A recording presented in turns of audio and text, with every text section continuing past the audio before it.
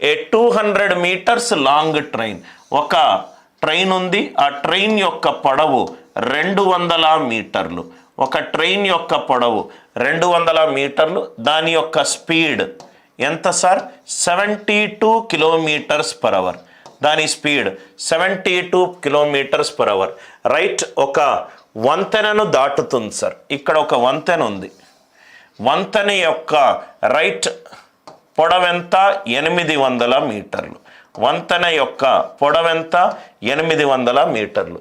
ఎంత టైంలో దాటుతుంది?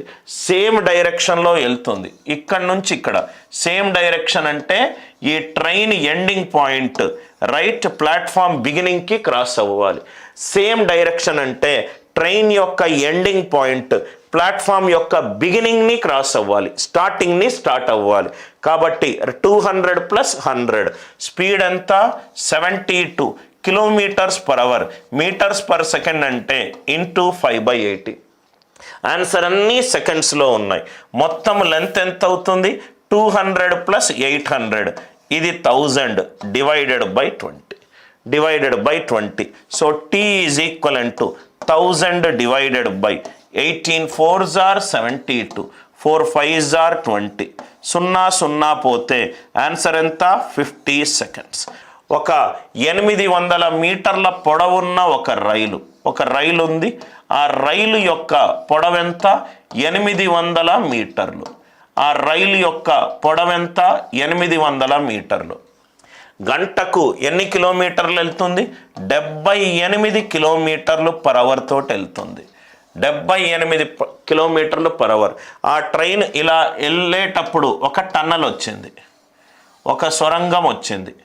రైట్, ఒక సొరంగము ఎంత ఇది ఉంది సార్? ఇది L1, ఇది L1, ఇది L1.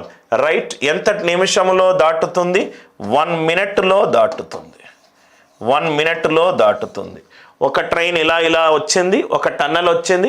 ఈ టన్నల్ని క్రాస్ అవ్వడం అని అంటే ట్రైన్ యొక్క ఎండింగ్ పాయింట్ టన్నల్ యొక్క స్టార్టింగ్ పాయింట్ని క్రాస్ అవ్వడం.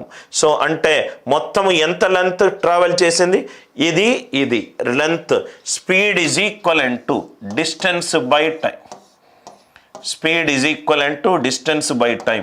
ఇక డిస్టెన్స్ ఎంత అవుతుంది? L1 + L2 అవుతుంది. స్పీడ్ ఎంత ఇచ్చారు? 78 kilometres per hour. 78 kilometres per hour. ఆన్సర్లో ఏముంది సార్? సొరంగం యొక్క పొడవు దేంట్లో కనుక్కోమన్నాడు? మీటర్స్లో కనుక్కోమన్నాడు. కాబట్టి కిలోమీటర్స్ పర్ అవర్ కాబట్టి ఇది ఇంటూ 5/80. టైం ఎంత అవుతుంది?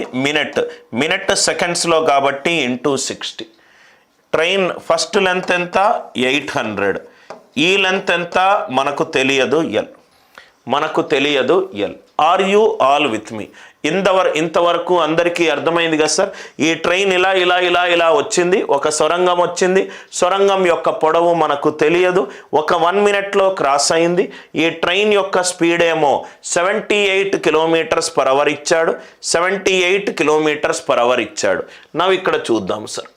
78 కిలోమీటర్స్ పర్ అవర్. నవ్వు ఇక్కడ కరెక్ట్గా ఆలోచిస్తే ఇక్కడ 6 10s are 60, 6 3s are 18, 326s are. నవ్వు ఇక్కడ చూస్తే 26 5s are 130 into 10 1300. 1300 minus 800. 1300 minus 800. L ఏమవుతుంది? 500 మీటర్స్ అవుతుంది.